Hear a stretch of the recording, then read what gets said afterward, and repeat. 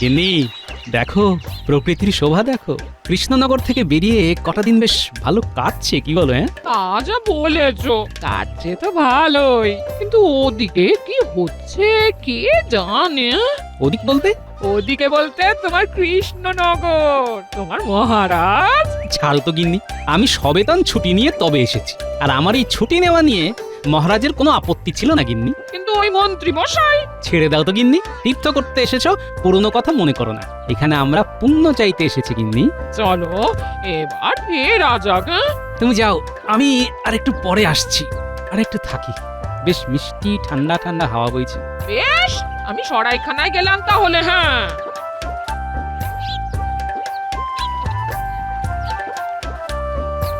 মহাশয়, আপনাকে দেখে মনে হয় আপনি খুব জ্ঞানী ব্যক্তি। মনে হবার কারণ? অল্প অল্প কথা বলেন, নীরবে থাকতেই পছন্দ করেন বলে আমার মনে হয়। আপনার অনুমান যথার্থ। আসলে আমি নীরব থাকতেই বেশি পছন্দ করি। এই আপনি এত বড় ব্যক্তি, আপনাকে বলতে সাহস হয় না, তবু বলি। আহা, আপনি এত কুণ্ঠা করছেন কেন? যা বলার বলে দিন, নিঃসংকোচে বলে দিন। দয়া করে যদি আপনি আমার ঘরে আসেন, তাহলে আমি আপনাকে একটা জিনিস দেখাতে পারি, এবং আমি স্থির নিশ্চিত যে আপনি ওই জিনিসটি দেখলে খুব তৃপ্তি পাবেন। কি এমন জিনিস রে বাবা, যেটা দেখে আমি খুব তৃপ্তি পাবো? না আমাকে নিয়ে যাবার পেছনে অন্য কোনো উদ্দেশ্য আছে? যাকে দেখাই যাক। কি ভাবছেন, আপনাকে আমার বাড়ি নিয়ে যাওয়ার অন্য কোনো উদ্দেশ্য আছে কিনা? ও বাবা, এই যে দেখি মনের কথা একদম গড়গড় করে বলে দিচ্ছে। হ্যাঁ, ভাবছেন তো আমি মনের কথা গড়গড় করে কিভাবে বলতে পারি? না আর কিছু ভাববো না। আমি যা ভাবছি সেটাই তো আপনি বলে দিচ্ছেন। আমি ভেবে কেন কষ্ট করি? আপনিও পারবেন। চলুন চলুন, আমার বাড়িতে চলুন, আপনাকে আমি বুঝিয়ে বলবো। আচ্ছা, আপনার বাড়ি গেলে আমাকে কি বোঝাবেন সেটা আমাকে এখনই একটু বুঝিয়ে বলুন দেখি। এই যে আমার বিদ্যের বোঝা, সেই বোঝাটিকে নামাতে চাই। বিদ্যাকে বোঝা বলছেন? এটা কি ঠিক? বর্তমানে ওটি আমার কাছে বোঝাই হয়ে উঠেছে। আমি উপযুক্ত পাত্রের হাতে সমর্পণ করে তবে আর আর আর আর আমার চোখে আপনিই সেই উপযুক্ত। কিন্তু একটি ভালো বিদ্যার হাত থেকে মুক্ত হতে চান কেন? আসল কথাটা যদি বলে ফেলি, তাহলে উনি আমার এই বোঝা নিতে রাজি হবেন না। হ্যাঁ মহাশয়, মহাশয়, আমার সংসার আদি নেই, একা মানুষ। মনের ইচ্ছে শেষ বয়সে উত্তরে হিমালয়ে গিয়ে তপস্যা করি। তাই অথচ অথচ করুণ নির্দেশ তো উপযুক্ত পাত্রের হাতে বিদ্যা সমর্পণ করে তবেই যেতে পারবো। তা আমাকে কি করতে হবে? কিচ্ছু করতে হবে না, শুধু আমার বাড়িতে যেতে হবে। সেখানে গিয়ে দেখবেন এই বিদ্যা আপনাকে আমি অর্পণ করবো। চল চল চল চলুন।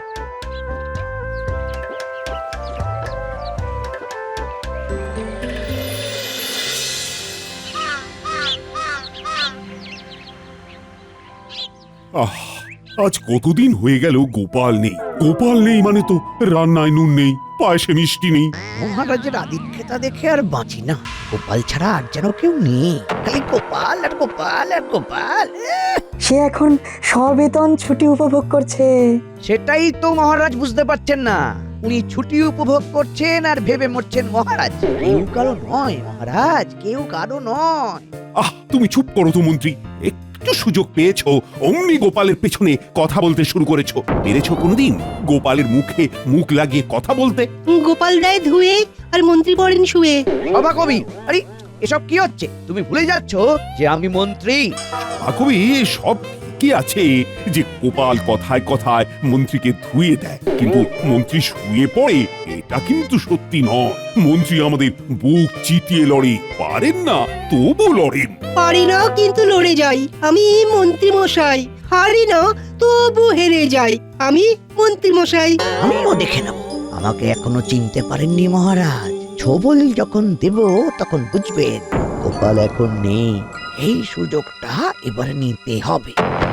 যেখানেই থাকুক গোপাল বেশ মজাতেই আছে। আপনি আপনি আপনি দাওয়াতে বসুন কেমন? হ্যাঁ, আমি বিদ্যা সমর্পণের ব্যবস্থা করছি। আচ্ছা, আপনি কি জানেন আমি কে? কি আমার পরিচয়? সব জানি। আপনি স্বনামধন্য মহারাজ কৃষ্ণচন্দ্র রায়ের অত্যন্ত প্রিয় পাত্র, সভাসদ গোপাল ভাঁড়। আমার কাছে কিছুই অজানা থাকে না, আমি সব জানি। আর আর কিছুক্ষণ পরে জ্ঞান আপনার হয়ে যাবে। দাঁড়ান দাঁড়ান দাঁড়ান, আমি সব জিনিসপত্রগুলো নিয়ে আসি। এই বিদ্যা পাবার জন্য কোনো অধ্যয়নের প্রয়োজন নেই। এটা ভাবতে কিরকম একটা লাগছে। দিব্য দৃষ্টি পেলে মহারাজের সুরক্ষার বিষয়টা ভালোভাবে দেখা যাবে। মহারাজের সুরক্ষার বিষয়ে ভাবছিলেন না? হ্যাঁ পণ্ডিত। এই নিন, এই প্রাচীন পুঁথিটি ধরুন, এটাই সেই বিদ্যা। এবার বলুন, বিদ্যা তুমি আমার, বিদ্যা তুমি আমার। বিদ্যা আজ থেকে তোমার। এ কি দৌড়চ্ছেন কেন? আরে আরে আরে পড়ে যাবেন যে। এ কি রে বাবা, বিদেশ বিভুঁই জায়গা, নদীর ঘাট থেকে কোথায় গেল? এখানে তোর জানাশোনা কেউ নেই।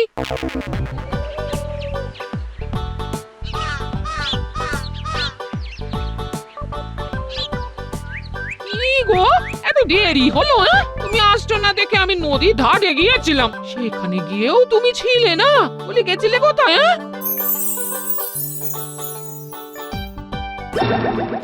যা, মেয়েটার হাত থেকে বাচ্চাটা নদীতে পড়ে গেল। ইস, আপনি এখান থেকে দেখতে পাচ্ছেন? মেয়েটার হাত থেকে বাচ্চা নদীতে পড়ে গেল। তাই তো দেখলাম, স্পষ্ট দেখলাম মেয়েটার হাত থেকে বাচ্চাটা পড়ে গেল। বাচ্চাটা বেঁচে গেছে। কি গো, কিসব উল্টো পাল্টা বকছো? এ মেয়ে কোথায় পড়লো? পড়লো আবার বেঁচে গেল? হ্যাঁ, আমি দেখতে পাচ্ছি গিন্নি। এও কি সম্ভব নাকি? সব দেখতে পাচ্ছে। দূর, ভুল আর বকছে। চলো তো আমরা আমাদের কাজে যাই। যা বলেছ।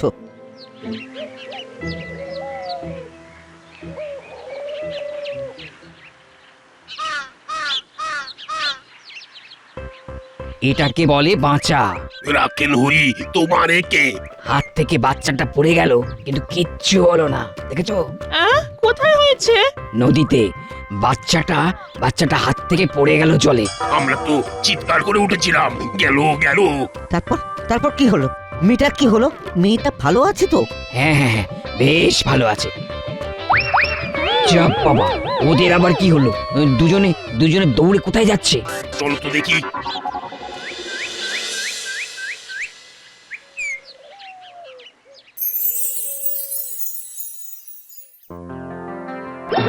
যা, মহারাজ পা পিছলে পড়ে গেলেন। গিন্নি এবার আমাদের যেতে হবে। মহারাজ খুব বিপদে রয়েছেন। সেই তখন থেকে কি সব বলে চেঁচিয়ে উঠছো? হ্যাঁ গো, তোমার মাথা ঠিক আছে তো? আমরা আজই রওনা দেবো গিন্নি। আমাদের চলে যেতে হবে, মহারাজের বিপদ। নাও গিন্নি সব গুছিয়ে নাও। আমাদের এক্ষুনি কৃষ্ণনগর যেতে হবে। আপনাদেরও যেতে দেবো না ঠাকুর। কৃষ্ণনগর যেতে হবে না। আপনারা দুজন আমাদের এই হৃদয়নগরে আজীবন থেকে যান। হে ঠাকুর, আমার ভবিষ্যতে কি আছে একটু বলে দিন না। সময় একদম খারাপ চলছে। এই, এসব কি বলছো গো? তুমি আবার কবে থেকে ত্রিকালজ্ঞ হলে গো? মা, এ আমার কি সর্বনাশ হলো গো? আরে গিন্নি, করো কি? তো কেন? তোমাকে বললাম না, জিনিসপত্র বাঁধা করো, আমাদের ফিরতে হবে। ফিরতে হবে বললেই ফেরা যায়? সে আপনি যান, ঠাকুরকে আমরা আমাদের হৃদয়নগরে রেখে দেবো। রেখে দেবো বললেই হলো? আমার স্বামীকে তোমরা রেখে দেবার কে? আমরা তো বাবার ভক্ত। বাবা কি ভক্তদের ডাকে সাড়া দেবে না? ও বাবা, তোমার দিনহীন ভক্তদের তুমি ছেড়ে চলে যাবে? আরে এসব কি হচ্ছে? কি হলো? আপনি ওই রকম দৌড়ে এলেন কেন? এ বাবা যে সে বাবা নয়, একদম ত্রিকালজ্ঞ। মানুষের ভূত ভবিষ্যৎ সব বলে দিচ্ছেন। আরে একটু আগে নদীতে বাচ্চা পড়ে যাওয়ার ঘটনা উনি দেখতে পেয়েছিলেন। আপনার মেয়ের বিয়ে এই মাসেই হবে। বাড়ি যান, পাত্র দেখতে আসছি। সত্যি? বাবা, আমার কি হবে বাবা? একটু ভালো করে দেখে একটু বলে দিন বাবা। আবার যখন দেখতে পাবো তখন বলবো। এখন আমাকে যেতে দাও দেখি। কোথায় কোথায় যাবে যাবে বাবা? বাবা? আমাদের ছেড়ে কোথায় যাবে? আমরা আপনাকে যেতে দেব না। কি সর্বনাশ! এবার কি হবে? না, কিছু একটা ব্যবস্থা করতেই হবে।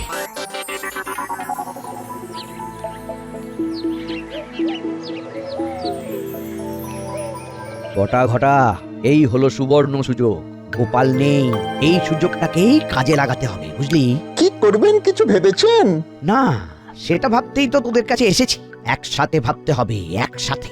কি করতে হবে মানে? ওই কি ভাবতে হবে সেটা তো বলুন। মহারাজকে একটা শিক্ষা দিতে হবে। এমন শিক্ষা দেব যে গোপাল গোপাল করা ভুলে যাবেন।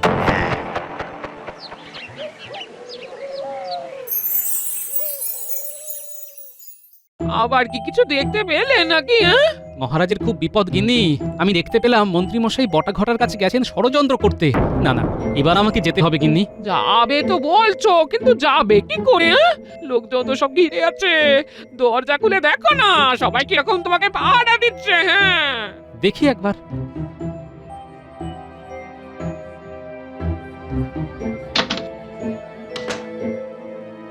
জয় জয় কালুকালু বাবার জয়। বাবা সকালে বলেছিলেন মেয়েকে দেখতে আসবে, এসেছিল, ভালো পাত্র, বিয়ে ঠিক হয়ে গেছে। জয় ত্রিকালজ্ঞ বাবার জয়। জয় জয় ত্রিকালজ্ঞ বাবার জয়। আচ্ছা আচ্ছা আচ্ছা, সবার সব কথা বলবো, কিন্তু আমাকে একটু একা থাকতে দিতে হবে। নির্জনে ভাবলে মাথাটা খোলতাই হবে। তোমাদের কথা আরো বেশি বেশি ভাবতে পারবো। আমার কথাটাও ভাবেন বাবা, আমিও আপনার একটা সন্তান। আচ্ছা আচ্ছা, সবার কথাই ভাববো। আমাকে ভাববার সময় আর অবকাশ দিতে হবে তো, আমাকে একা থাকতে দিতে হবে। ঠিক আছে, আমরা কিছু সময়ের জন্য আপনাকে একা ছেড়ে দিলাম। এই এই চলো চলো চলো, সবাই চলো, বাবাকে একটু একা থাকতে দাও। গিন্নি, তোমার সব বাঁধা ছাড়া হয়েছে? ও হ্যাঁ, সব তৈরি আছে সব। চলো চলো চলো, সব নিয়ে এবার ভাগি। আর দেরি করলে বিপদ গিন্নি। এখন ভালোই ভালোই বেরিয়ে পড়লে কাল সকাল সকাল পৌঁছে যাব। হ্যাঁ চলো।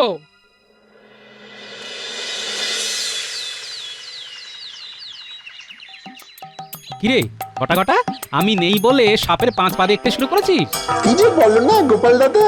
তোমার যত মন্দ কথা, আমরা অতটা খারাপ নই যেটা তুমি ভাবো। তাই নাকি? কাল তোরা রাজামশাইয়ের ক্ষতির কথা চিন্তা করিসনি? রাজামশাইয়ের ক্ষতি? এ তুমি কি বলছো গোপাল দাদা? হ্যাঁ, তোমাদের গোপাল দাদা সাধারণ নয়, উনি এখন ত্রিকাল দেখতে পান। তোমাদের মনে কি চলছে উনি সব দেখতে পাচ্ছেন। হ্যাঁ, হাতি ঘোড়া গেল তল, আর মশা বলে কত জল। কি বিশ্বাস হলো না? মনে মনে ভাবছিস তো হাতি ঘোড়া গেল তল, মশা বলে কত জল। হ্যাঁ, এই রে, এ তো সত্যি মনের কথা বুঝতে পারছে রে। তাই নাকি? এই তুমি কি মনে মনে ওই কথাটাই ভেবেছিলে? এই রে, আবার কাঁপছো? এবার কি দেখতে পাচ্ছ? হ্যাঁ, আমি দেখতে পাচ্ছি কিন্নি, বটা ঘটার বাড়ির ছাদ ভেঙে গেছে। আর মন্ত্রীমশাই বাড়ি থেকে বের হলেই গর্তে পড়ে যাবে। ছাদ ভেঙে গেছে? যা হোক, একটা কথা বললেই ভালো। মন্ত্রী মশাই নাকি গর্তে পড়ে যাবেন? যত বুজরুকি। অত কথায় কি আছে? হ্যাঁ, গিয়ে দেখে এসো, যাও। যা দেখে আয়, আমি সত্যি বলেছি না মিথ্যা বলেছি? অপরের ক্ষতি করা বন্ধ কর। চলো গিন্নি, আমরা এখন ঘরে যাই। স্নান করে আমাকে রাজসভায় যেতে হবে।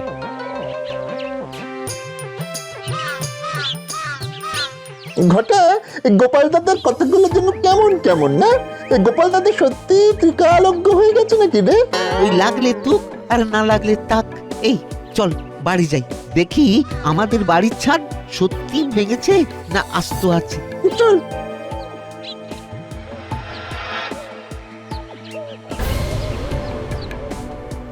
কিরে ঘটা, আমাদের বাড়ির ছাদ তো সত্যি সত্যি ভেঙে গেছে রে। এবার কি হবে? তার মানে গোপাল দাদা সত্যি ভবিষ্যৎ দেখতে পাচ্ছে। চল মন্ত্রী মশাইকে দেখে আসি। আমাদের ছাদটা সারাবো কি করে? চল মন্ত্রী মশাইয়ের থেকে ছাদ সারানোর অর্থ নেব। কি করে? গোপাল দাদার ভবিষ্যৎবাণী বলে সাবধান করব, তার বদলে অর্থ নেব। বাবা বাবা বাবা, তোর মাথায় খুব ভালো বুদ্ধি আসে। চল চল।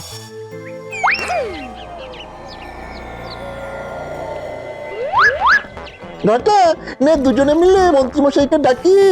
মন্ত্রীমশাইয়ের ঘুম বড় করা। ঠিক বলেছিস, নে নে শুরু কর। মন্ত্রী মশাই, মশাই! ও মন্ত্রী মশাই।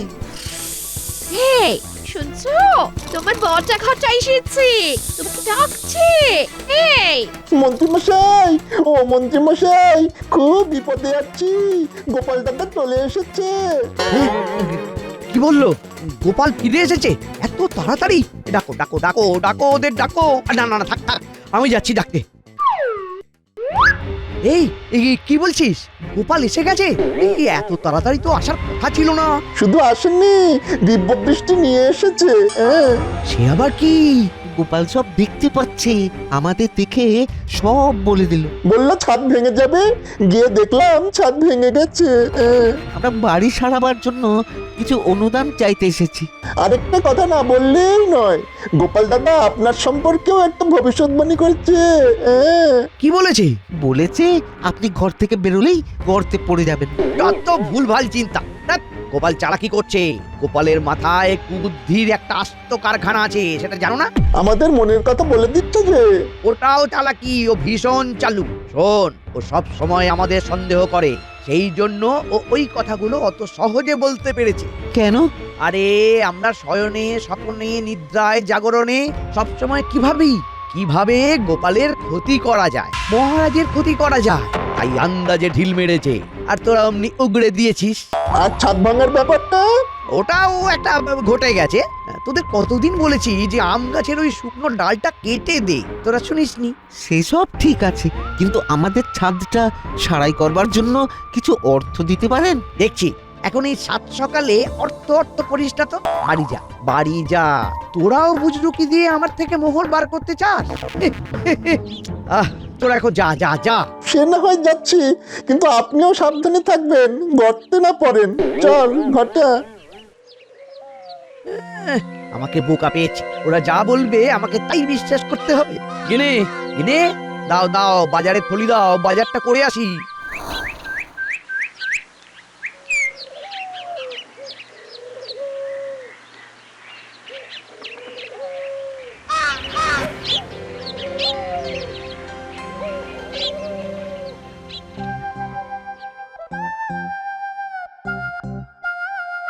আরে কি আশ্চর্য, গোপাল যে কি গো হঠাৎ। কি বলবো মহারাজ, তীর্থে গিয়ে ওই কৃষ্ণনগর পিছু ছাড়ে না। সব সময় আপনাদের কথা মনে পড়ে। হঠাৎ দেখতে পেলাম আপনার বিপদ। হ্যাঁ, আমার বিপদ তুমি দেখতে পেলে? হ্যাঁ মহারাজ, দিব্য দৃষ্টিতে দেখতে পেলাম যে মন্ত্রীমশাই বটা ঘটাকে নিয়ে আপনার বিরুদ্ধে ষড়যন্ত্র করছে। তুমি দিব্য দৃষ্টি পেয়েছো? পেয়েছি মানে তার জ্বালা আমি হাড়ে হাড়ে বুঝছি। তা তুমি এখন কি দেখতে পাচ্ছ গোপাল, সেটা আগে বলো। মহারাজ, মন্ত্রীমশাই গর্তে পড়ে গেছেন আর রাজজ্যোতিষীর ঘরে কুটুম এসেছে। তুমি দেখতে পেলে যে আমার ঘরে কুটুম এসেছে আর মন্ত্রী মশাই গর্তে পড়েছেন? আগে হ্যাঁ রাজজ্যোতিষী। বললেই হলো, আমি এত পড়াশোনা করে দিব্য দৃষ্টি পেলাম না, আর তুমি না পড়েই সব পেয়ে গেলে। মহারাজ মন্ত্রীমশাই গর্তে পড়ে পা ভেঙেছেন। সে কি, কখন হলো? আমার সামনে। আমি যথারীতি টহল দিচ্ছিলাম। মন্ত্রীমশাই বাজারের থলি হাতে বাজারে যাচ্ছিলেন, হঠাৎ দুম করে গর্তে পড়ে গেলেন। কিরে বানর সেনার দল, তোরা কেন এলি সেটা বল দেখি। রাজ জ্যোতিষীকে ডাকতে। জ্যোতিষী দাদু, দিদিমা আমাদের ডেকে বললেন যে বাড়িতে আপনার ছোট ভাই এসেছে, আপনাকে এক্ষুনি যেতে হবে। তাই তো আমরা দৌড়ে খবর দিতে এলাম। ওরে বাবা, এই যে দেখি জলে ভাসে শিলা, ত্রিকালজ্ঞ গোপালের এক নতুন লীলা। গোপাল, এ আমি কি দেখছি? তুমি ত্রিকালজ্ঞ হয়ে গেছো, তুমি ভূত ভবিষ্যৎ দেখতে পাচ্ছ। এবার বলো তো, আমার রাজ্যের প্রজারা কেমন থাকবে? আগামী 10 বছর কোনো কষ্ট নেই। 10 বছর? মহারাজ, সুখের পর যেমন দুঃখ আসে, তেমনি দুঃখের পর সুখ। সুখ দুঃখ তো চাকার মতো ঘোরে মহারাজ। গোপাল, এই বিদ্যা তুমি পেলে কি করে? চলো, মন্ত্রীমশাইয়ের বাড়ি যেতে যেতে সব বলছি। চল। এই বিদ্যা আমাকে পেতেই হবে, যেভাবেই হোক। রাজজ্যোতিষী, এই বিদ্যার বোঝা সামলানো চারটি কথা নয়, বুঝলেন? আপনি যদি চান আমি আপনাকে দান করে মুক্ত হব, কারো ভবিষ্যৎ দেখে আমার লাভ নেই। ওরে বাবা, তুমি তো আমার মনও পড়তে পারছো। সব ঠিক আছে রাজজ্যোতিষী, কিন্তু একটা কথা মনে রাখবেন। কি কথা? এই বিদ্যা সার কথা, লোভে পাপ, পাপে তাপ, বাপরে বাপ, মাথায় সাপ। কি যা তা বলছো? সেটা ভবিষ্যৎই বলবে। আগে চলুন মন্ত্রীমশাইকে দেখে আসি, তারপর আপনার হাতে আমার এই বিদ্যের বোঝা সমর্পণ করব।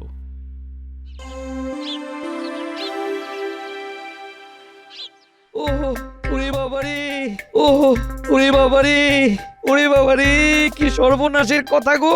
এ তো মুখ নয়, এ তো কামান। ওরে বাবারে, খুব ব্যথা করছে।